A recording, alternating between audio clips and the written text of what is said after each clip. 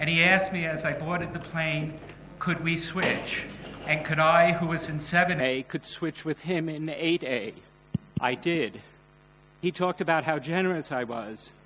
The plane took off.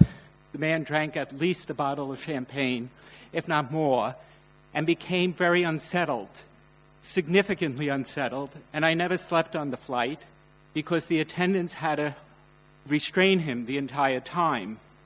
This morning I woke up at 3 a.m. with a note from United saying that a passenger incident report was made on me. And that, wait, it gets better. And my ticket has been canceled for tomorrow, and I will not be allowed to fly on United until they resolve this, even though I'm taking a group of people to Munich in a few days. So I've been spending, as I've been seated here, and as I've been working, Hernan has been helping me, quite a number of people. Actually, the entire staff has been helping me right now. And I may add that Porticus Foundation brought me here, so they're working on it too. But in terms of moral agency, I am dwarfed. And so when those of you who are talking about the wonderful technological world we live in, I'm not Jim Keenan, because Jim Keenan was not seated in 7A. But I am thought of as the passenger of 7A and trying to reply. I've sent photos of myself and all, but I know that the flight attendants understand me simply as the passenger 7A and not as Jim Keenan, who switched generously, I thought, with the passenger and 8A, who is actually the person who has caused all this problem since the 24th. Anyway, I thought a little humor could get us a little way and a little patience.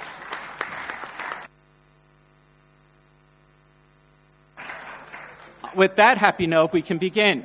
Each of the presenters, we're going to go through, We're going to go through each of the 4 reports. Each person has 5 minutes, roughly, to begin the report, and then we'll come back to the reports and comments. Is that okay, 5 minutes? And then eventually we're going to move within, I'd say, 50, 55 minutes maximally to the closure. I've already talked to Carlo and to Augusto about that. Hopefully we'll adjourn by roughly 1:30, 1:45. Thank you. Julio. Thank you. Good morning. First, it has been a very rich and fruitful conversation on an oceanic subject. I'm going to summarize some of the ideas.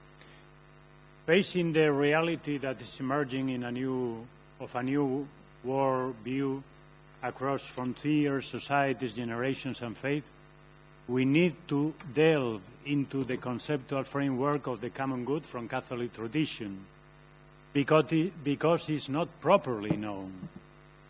The common good is an ethical notion, but it's as well is a political notion, which needs an anthropological basis, and the anthropological basis, is relationality.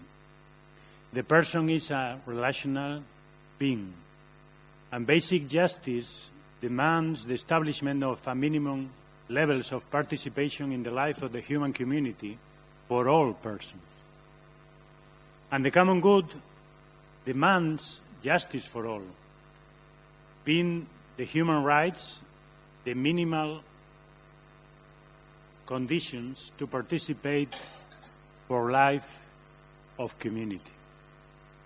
From this perspective, all community members have an ethical obligation toward the poor and the most vulnerable. To illustrate this crucial point of relationality, which is the ground of the common good, as it is the foundation of being person, it can be helpful a test of Laudato Si. I quote, "If we reflect on the proper relationship between human beings and the world around us, we see the need for a correct understanding of work. If we talk about the relationship between human beings and things, the question arises as to the meaning of and purpose of all human activity. Is Laudato Si number 125. Another point is, we want to put in value the culture of encounter, as Pope Francis. The culture of encounter, which builds bridges and tears out walls, demanding interdisciplinary and cross-disciplinary approaches, as well as encounter between the authentic and vital cultures and interaction of different levels of human knowledge, theological, philosophical, social, and scientific. In the same line of our present conference, which I hope has been a factory of bridges, as Father Keenan told us before. It is urgent to recover spaces of vital experience, encounter, and interpersonal service, to train people in the art of discernment, in the art of decision-making with adequate conditions. And we need to develop moral agency, to empower human subjects in order to be true participants in the life of society, not only recipients. We emphasize in the group the need for contemplation and the capacity for silence versus consumption. Consumption of things, consumption of people, and so on. It's not enough to move on digital streets, that is to say, to be connected. It's necessary that connection to be accompanied by a true encounter, and this is almost impossible without time and without the capacity for silence to listen. We are referring to the first roundtable, Monsignor Tai and Dufay. The Pope says that communication continues to be a more human than technological conquest.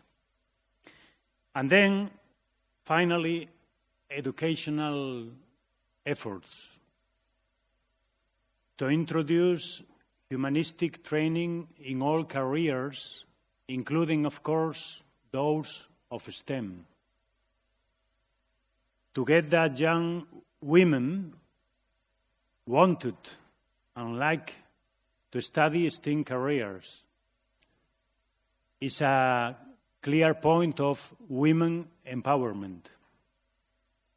Women's insufficient presence in such professional field is a public problem for our public ethos.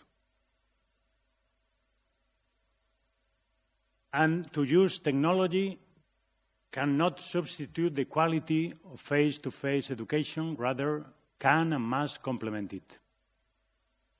We need to generate new good practices to serve to that purpose and to share these practices with others, building bridges for encounter and inclusiveness.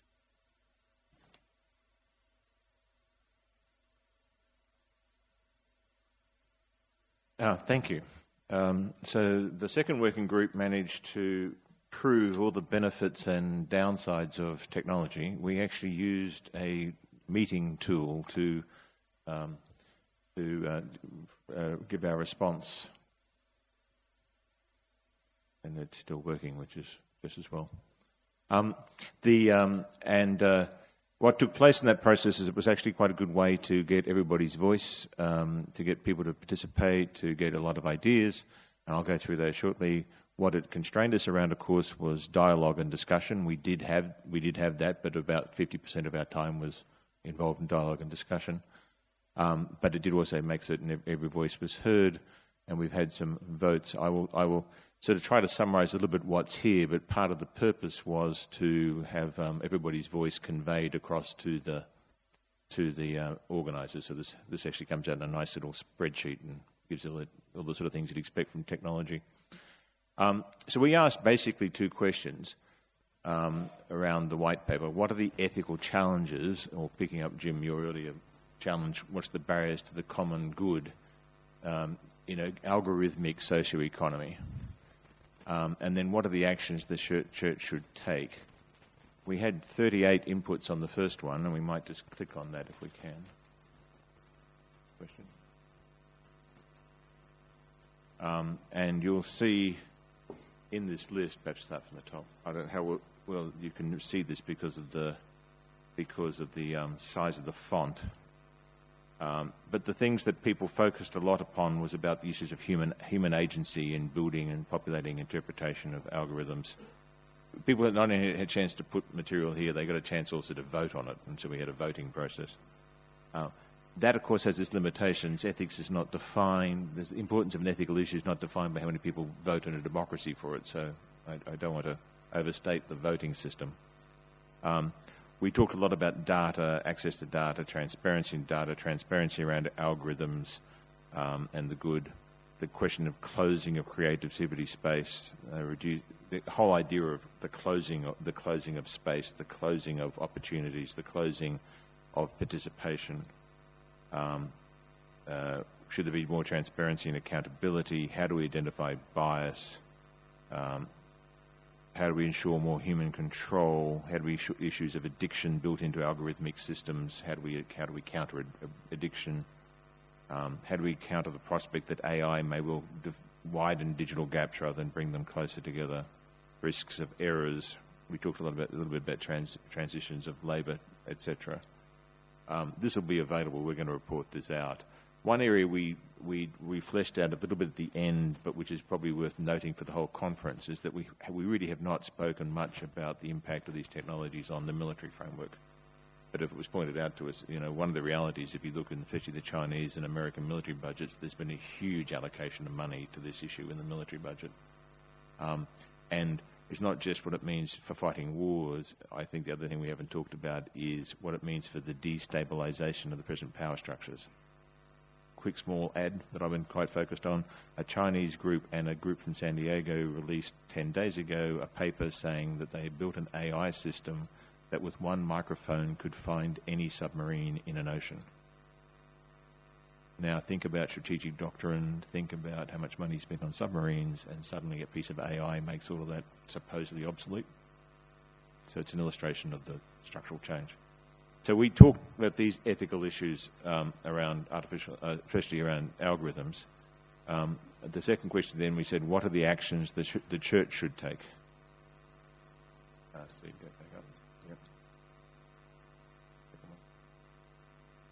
And the actions around the church ones, I think, fall into sort of four areas. One was people talking about we need to expand the church's thinking, its traditions, its philosophies around ethics as they apply, that this is about humans. There were some who said, we need some sort of formal document, we need something which helps bring this to attention.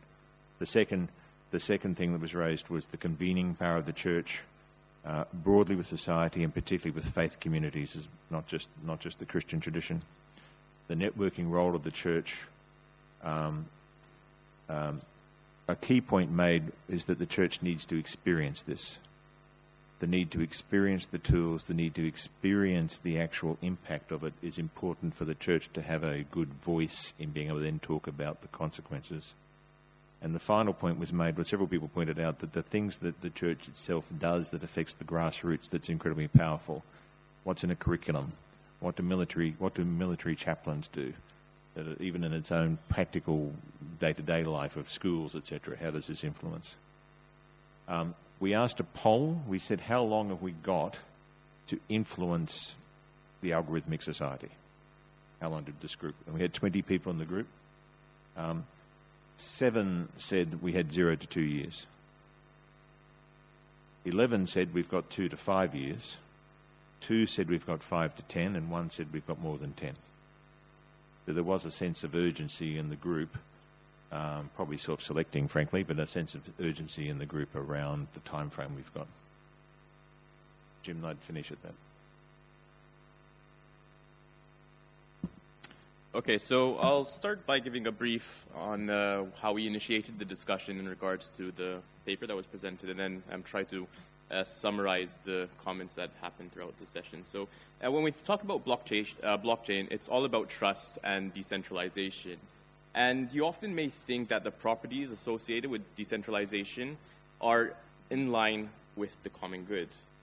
So blockchain brings about disintermediation, transparency, verifiability and auditability, openness, inclusion, immutability and unchanging truth, and democratization. And we'll come to some use cases a bit later in regards to where we can use blockchain for the common good.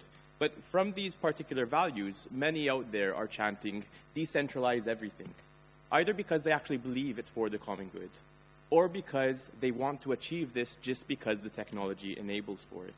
However, do such enforced properties necessarily translate into the common good?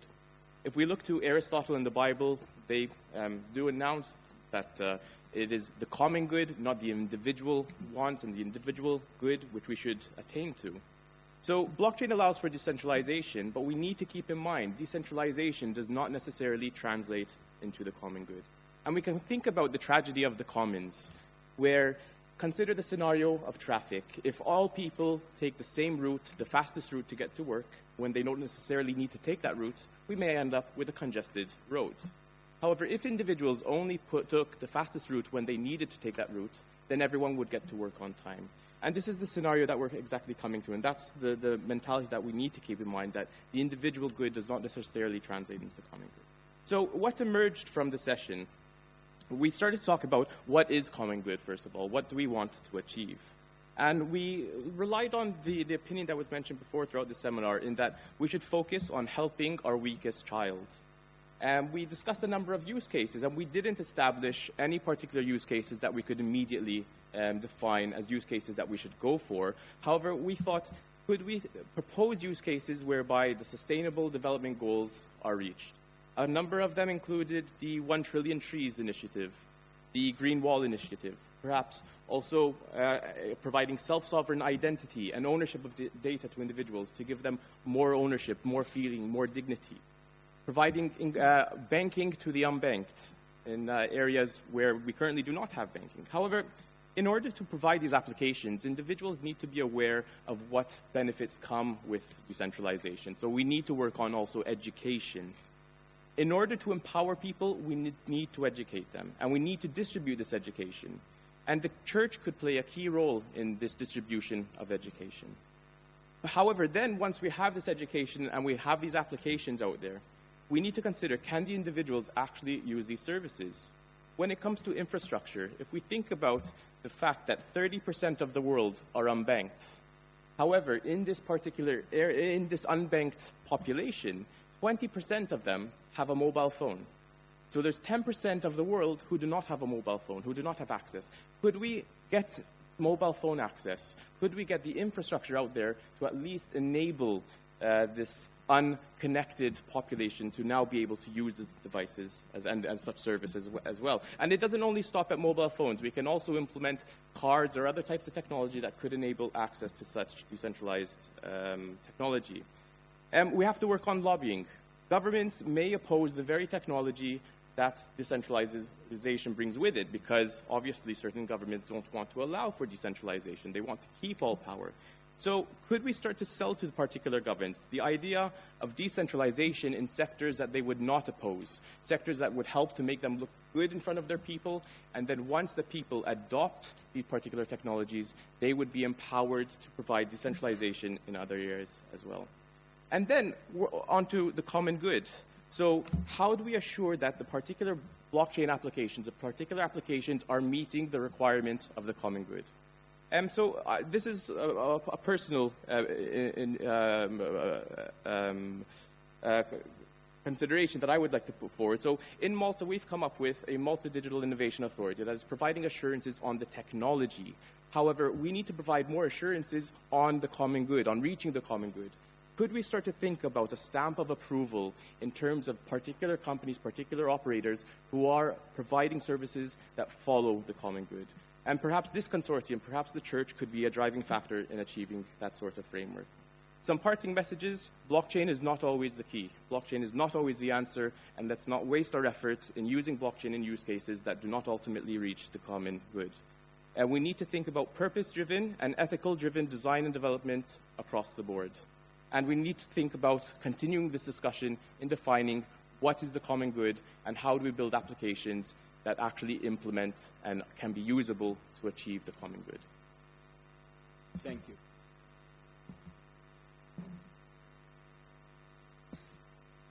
We had an extremely rich discussion. It was a very complex, I wouldn't even call it a topic. So I will try to summarize as best as I can, and I will exclude a lot of the richness of the conversation that we had. So first and foremost, the topic itself was AI and the common good in the transhuman age. And the way how I kind of tried to start the conversation was by presenting to the group, for those who are familiar with it, the quote that Pope Francis uses from Romano Guardini in Evangelii Gaudium, where basically it talks about this whole idea of this whole sense of being attuned to the best that the human can be according to the potential of the particular age. So there was this whole sense in that quote. And what we really did, I think, we started parsing that title. And the first question that emerged was, what exactly do we mean by transhuman? And of course, we started unpacking that, and transhuman can mean many, many things, but essentially it is about the augmentation of the human. It's not something that came up much in the conversation, but of course, the issue here is, this aspect did come up in the conversation, where we tried to see, or rather made the point, that augmentation that is biological is different from augmentation due to AI. But the question that we did not quite discuss in the group, and I'm pushing it here, is that the real issue in our environment is precisely the intersectionality of all these different technologies. And different ways of augmentation were in fact mentioned by the group. I'll just mention four, just to open and kind of explode the conversation the way it was.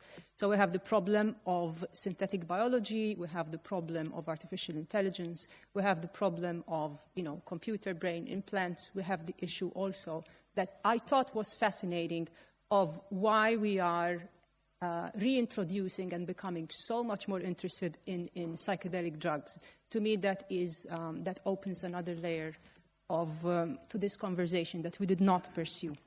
So we did not tackle all this, but what was mentioned and multiple times also in coffee break conversations is this whole question that this whole idea of human augmentation, ultimately, what does it mean? And what struck me from the various conversations that I had and also from the conversation we had in the group is that, at least in the tech industry, it tends to be understood and seen in a very limited manner. So if I am working on this particular algorithm, I will push as much as I can the potential of that algorithm. And I will do it in my own company, I will do it according to what I consider to be good, which as such and essentially is going to exclude the whole sense of how these different experiences that we are introducing into the whole human ecosystem, we lose touch of the context, and we lose touch of how we are going to understand the whole in which everything that we introduce is going to ultimately augment and make sense or not. So, to me, one key issue that emerges is that it is precisely the key players, if anything, that also need to be, I hate putting it this way, but it is the key players, those in whose hands we are, in a sense, entrusting our future because of their technological expertise that need to be better trained when it comes to moral issues. I mean, I'm just putting it out there. Once again, this did not come up in the group. We did, however, focus a bit then on AI. And we discussed one key question that was meant to shock the group of what this idea of transhumanism, in fact, could mean. And the question that was posed was, so who is ready in this group to give up our decision-making process to AI? And we unpacked that question, and of course, no one was, but this is precisely what it really brought up, that in fact there are different ways, different frameworks, even how we understand the human relation to technology. So for instance, in our conversation with AI, one thing that came up is that increasingly we have been externalizing modes of thinking or modes of doing. But is that really how we need to see it? That the human brain has this particular capacity, other capacities are now being done outside, and we need to have a sense of the whole, or kind of our brain, our mind needs to become a whole. Is that a good way of looking at it? And some people actually challenge that. So ultimately what we arrive to, I think, is the key moral question.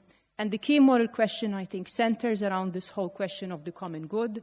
What is the common good, I think, needs to be, in fact, defined and needs to be defined, and not limited, but more in a kind of heuristic way, more in a poetic way. I think there were those in the group who used the language of poetry and emphasized its possibilities.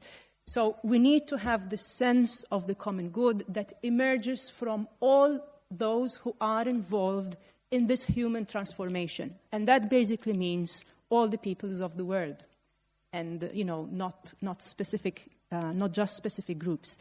Then the distinction, so we have the standard of the common good that we might try to aim towards. So then the other question would emerge of what exactly could introducing certain technologies or doing certain things, in fact, what changes, what effects would this have in the whole human ecology? And I think that is where imagination is useful. That is where then narrowing down on the key moral questions according to the standard of the common good would be essential. But that is also where having a good description is essential. But then, of course, what is key, as we heard from the panel presentation before, is that we really need to ask the question, but should we? If it is about the common good, if it is about seeking to do what is, seeking to move along a path that is for our human betterment, we really need to ask the question of the should we. Then there was, I think, I would not see this as being an interim position, but I would see it as being the actual, in fact, practical position, because ultimately technology is with us. We cannot ignore the fact that it exists. So really and truly then it is going to boil down to how are we going to manage the transition to this brave new world of whatever era you want to call it. And managing that transition is going to be key, but of course the how, I try to suggest some key pointers, is where we really need to have more conversations. Thank you.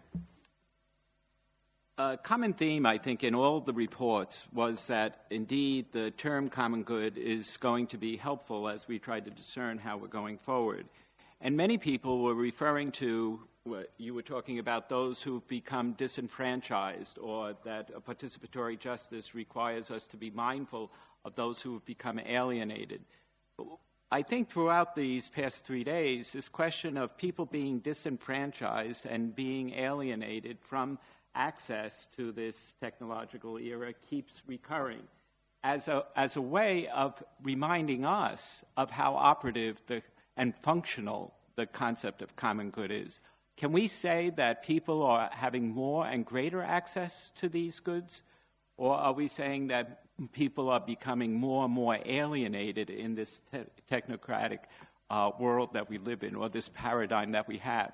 I think, like Anna remarking yesterday, I felt, Anna, that you were constantly exhorting us to realize our own moral agency, but as a matter of fact, we do it because there's so many who are already alienated and dispossessed, and they're growing, they're not diminishing.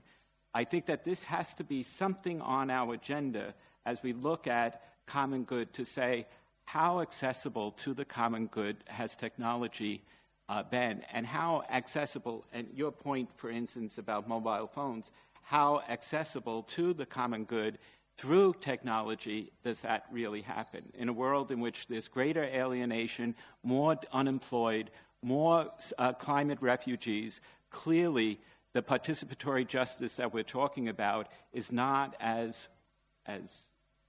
realized as we may like. In that light, just to put that out there as I think a thread that was running through all these presentations, we have a total of 15 minutes to move at 1 o'clock to the discussion, to the presentation by Carlo and Augusto that will close us. I'd like to note, though, that Paul made a point about what the church can do. And so perhaps for these last 15 to 17 minutes, we could come up with ideas from here, so that the ideas are not simply coming from the two people who are chairing the conclusion, but from ourselves. Like, in light of what we've heard, in light of how the common good functions, if you will, in this world of ours, in light of technology, what proposals do we make to these two organizations that are hosting us of culture and human development? So, yes. Is that okay?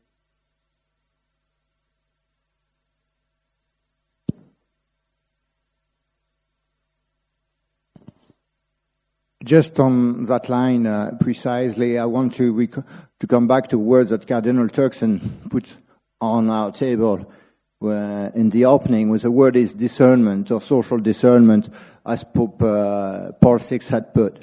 I just come with in my bag a global project which was called The Future of Work. And what we realized, we involved many, many different types of people, from young Christian workers, business people, academia, all together to speak on the future of work. What was really convincing from this discussion, which was more like a pilgrimage or a walk than just a one single-shot conversation, is that it was important to walk together with different people and learning to get to a common language. The second thing which I think we learned from that is that in that conversation, what appeared very clearly is that if a change in the perspective of Laudato Si was to happen, it has to come from the work we do and from the workers with whom we work. And not just from top down, but from everybody involved. With that in mind, I think we had a foundational conversation here. But I would invite our conversation to open up to other related topics, because it has not done. And I think it was wonderful to have business and many different business here around the table. But I would urge you as business people to come together and talk to each other and organize yourself to talk with each other. And to put on the table not only a global vision, but also the link between the global vision and your own personal ethics. We cannot discuss global ethics without discussing our own way of life. I mean, we put the word encounter on the table. I had the chance as the Jesuits of living now and working in an international organization that has been 10 years of intercultural environment. 10 years before, I was living in poor neighborhood for 10 years, and this was another living experience. And 10 years before, I was living in one of the wealthiest districts of Paris. That life experience is just a life experience. It's not about technology. It's about going together and learning the language, learning the way we can speak together. So I think among business, and I talk with the UniAPAC Association, which is a Christian business, which is part of it. This is an essential part of the job today, is that you engage together. Once you have engaged, then it will be easier to talk with others. But please, engage in a conversation together. Thank you. Right here. Yeah, I see everybody. I saw you and you and you. You're next. I'm Hind again. So I just wanted to take the Laudato Si as my reference throughout this small statement. First, common good belongs to all and meant for all. And if we go back and read it, we don't need to seek elsewhere. We have the answers right there. He told us that the common good could be done through two things: increase communication, educate parents and youth and the small society institutions, which is the family. No one talked about the family throughout these 3 days, which is the core social institution. If we go on a family basis, we can reduce the impact of any dangerous technology that could impact our kids. And again, we talked during the discussion, but I would like to repeat it, that we are now placed within 2 centuries, the century before technology and after technology. If we don't move fast to educate our kids with what they have as an heterogeneous knowledge, we might have one generation that is victim of trial and error of, okay, this works, we'll use it, this will not work, we will not use it. So this is for me personally, this is very dangerous. And even in the Laudato Si, Pope Francis mentioned what we call the new ecological sensitivity that we need to emphasize on. The second point, even he gave us the way to use. He told us, focus on communication, and you can use the values of everything related to sustainable goals, development, human sustainable development. So these 2 points I'd like to share with you, and to end with one, that the framework of no child left behind, I would like to make it more global. No human should be left behind with the technology. On the contrary, the technology should be our powerful tool to bring up these poor people, poor in dignity, poor in finance, to join the new era of the common good. Thank you very much. Thank you. Here on the right, please. Does it work? Okay. My name is Martin Peter. I'm from the Ministry of Finance, Slovakia.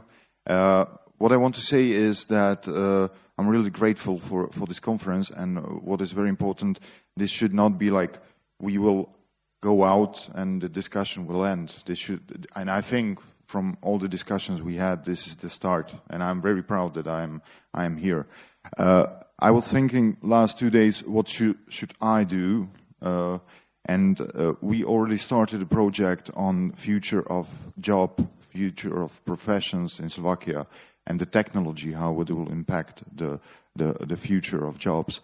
And I already spoke with some of my colleagues about the need to think about ethics in education, ethics in preparation for profession, and ethics in using and introducing new technologies. Because one person that is unethical can create technology that will influence the whole world. And so this is one thing, and we also do education for the students at the university, and I'm definitely sure that we will introduce, or I will introduce, the ethics as a point for discussion for the students to really start to think about what they do, how they use the new technologies. So, thank you. Robert? And then Paula. Robert Balloser, Jesuit here at the Curia. One of the bridges that I would like to offer to the conference is To Silicon Valley specifically, which is my area of expertise, because I know we often set that up as an adversary. We're fighting against Silicon Valley. We're trying to slow them down. I don't think we have to do that. Because, yes, there are people in the Silicon Valley, there are VCs who are just concerned about making their next $1 billion. There are far more businessmen and engineers in the Silicon Valley who really do want to change the world. And that is something that we can offer them. We can say, would you like a better way to change the world? Would you like to build a more sustainable business? Do you want your business to last past 5, 10, 20, 30 years? Because if that's what you want, we actually have a business plan that no one else has.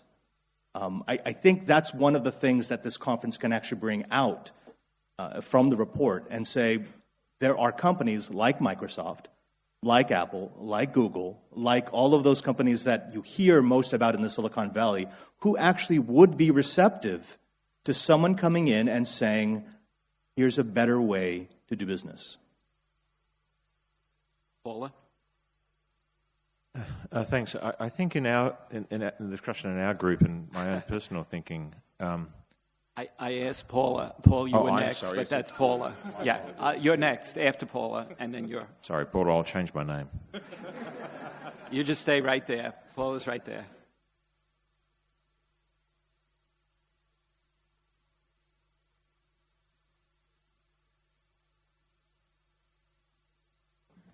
Okay, I'm in technology. Anyway, so thank you, Paul. I think you have a wonderful name without an A. Please don't change it. The point that I actually wanted to make is that the church provides spaces for people to go and pray. And they pray to God. And they have a book that inspires them. And the church has been proven by data very good at providing such spaces for inspiration and for hope. And we are now at a moment in time where we are continuing this discussion about the common good, and some new friends that I have made within the church, but also, for example, from places like Malta, have offered the possibility to scale such meetings, because what the church is currently doing is it's giving us the space. It's providing a new space to actually speak about hope and about sources of inspiration and about the common good. And we are facing a very complex question about the common good. And we will all, I believe, continue to be inspired by that question. And maybe the question around the common good today can be our new Holy Bible. Maybe we can wake up with a thought about that every day. And maybe the church can continue to provide such spaces. Thank you. Paul, and then you, there, you with the white shirt.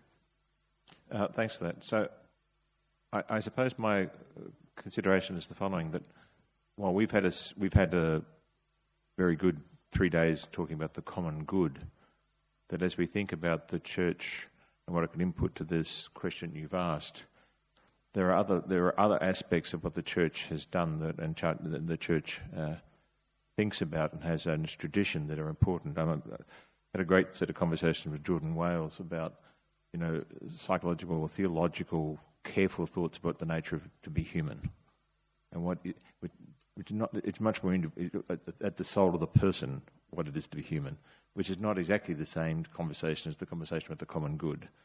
The conversation about what is regulation and what is influence in capitalist systems is also a little bit different. So while I think we've done a really good job here topping out, or maybe Jim you disagree, but talking about the common good in the digital age, I do think that which the church can deliver to this discussion is a broader set from its experience, not just the common good definition.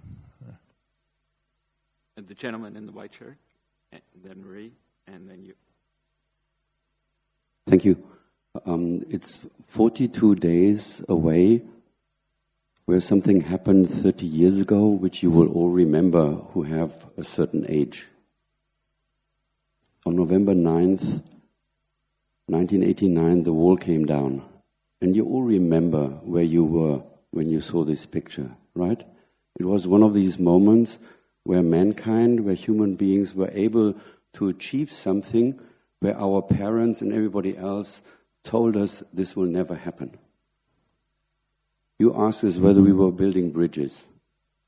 I didn't know Henry before we met here. And I'm passionate about one thing. We need to find an answer which we can give to Greta and all the others who are active on Fridays, that they don't end this year when it comes to get cold and in snow and they no longer protest.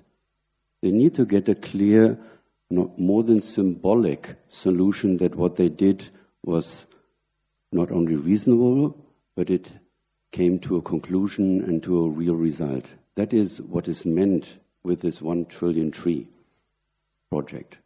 We need 1 trillion trees to be planted. And we know that at COP25 in Santiago de Chile on December 6, which happens to be a Friday, they are going to plant 30,000 trees, the kids together with all the heads of states who are coming together in Santiago de Chile. And we all know 30,000 trees are not enough. But when you look at the date, December 6 is not only a Friday. December 6 is what? It's Nikolaus. Now, I'm a YMCA guy. When I heard that they are going to plant these trees, I went to my YMCA leader in Geneva. We represent 200 million people in 116 countries. And I said, how about we create a new standard for all of us who have a Christmas tree at home, which means there will be a tree cut. How about we upload a photo of my family where we are planting 4 trees before Nikolaus? And we have these guys from the blockchain movement who are ensuring that we are not just uploading this photo of how we are growing and plant this tree, but how we maintain and let this tree grow. And now I'm here. The fact that I'm here is almost as impossible as I was in Leipzig 35 years ago, because I'm as Protestant as you can be. But here is Father Augusto. And Father Augusto builds bridges. And guess what? We are in the home of our people are 1.3 billion. And they like Nikolaus as well. And they love their Christmas tree. How about we do this together? And then we reach out to companies and say, for every tree uploaded on the web, he controls it with his blockchain. We have institutions like companies, like governments, like NGOs who donate $2,000 so others can plant 1,000 trees. And voila, we are on 1 trillion tree. And we will explain how it works. Thank you, Roland. And before I make any additional comments, I just want to say that it's been a real honor to spend the past 3 days with everybody here, wonderful thought leaders. I came here with a singular vision in mind, is that how can I collaborate with the people in this room to take action? There's so many challenges out there, and technology is not for everything, but it can certainly play a big role in helping to tackle some of these challenges.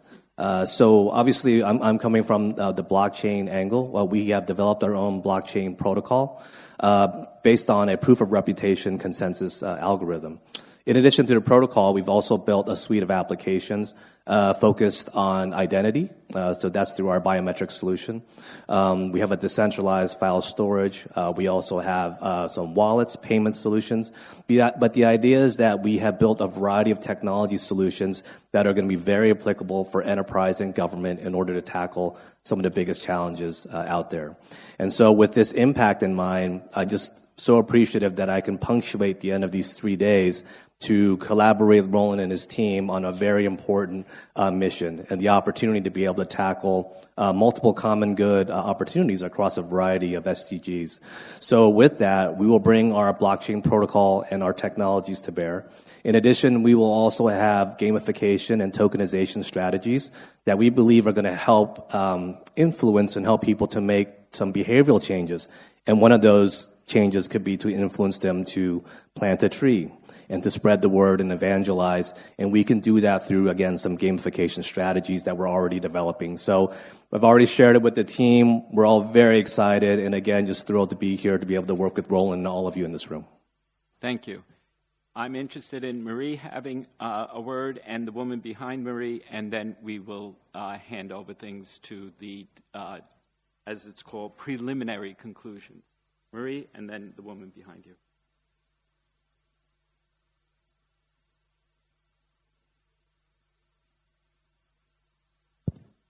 Thank you, Jim. Marie Dennis with Pax Christi. When you asked what the church could do, should we ask the church to do, it seems to me that what is happening here is a further development of a very rich resource that the church brings to all of the conversations we have in the world, and that is contained in Catholic social thought. I think that the emphasis that the church, there's been a fair amount of reference to subsidiarity, an important element in Catholic social thought, but I think that all of the other dimensions that the church can bring to this conversation about the development and the application of technology also need to include attention to a preferential option to the most excluded communities. This morning in the small group, Jim talked about the tens of millions of people on the move around the world. We're all aware of that. We have mentioned, but I think we need to emphasize the reference of Pope Francis to integral human development, to understanding our relationship with the rest of creation as well as with each other in a new way in these times. And we need to focus on the church's insistence on building a world rooted in just peace, with an understanding of nonviolence as a new paradigm from which to look at technology. So I think what the church brings to this conversation is the richness of a tradition that has been expressed so clearly in many different dimensions of Catholic social teaching. Shannon Valor from Santa Clara University. I want to first, acknowledge how wonderful it is that the church has convened us here to have this conversation, and to have a conversation that is specifically about the common good.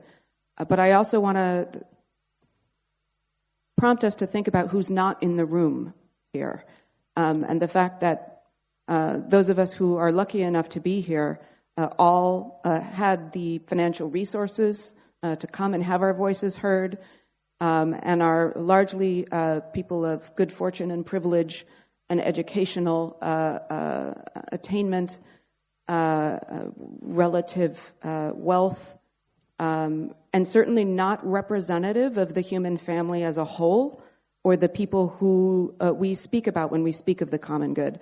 And when we ask about what the church can do, I think we have to recognize the church's unique voice and ability to reach communities around the world who often don't have the opportunity to speak on their own behalf and to advocate for themselves, or to ask for the kinds of technologies that would actually help them. Others with the best intentions often decide for them what the common good is and what sorts of technologies are needed.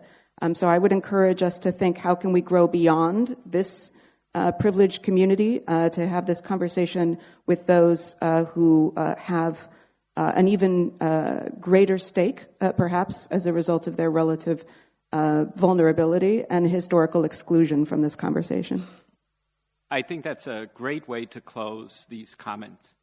This mindfulness, again, of those who are not here. Those who are not here, not just in this room, but not in the world that we're talking about.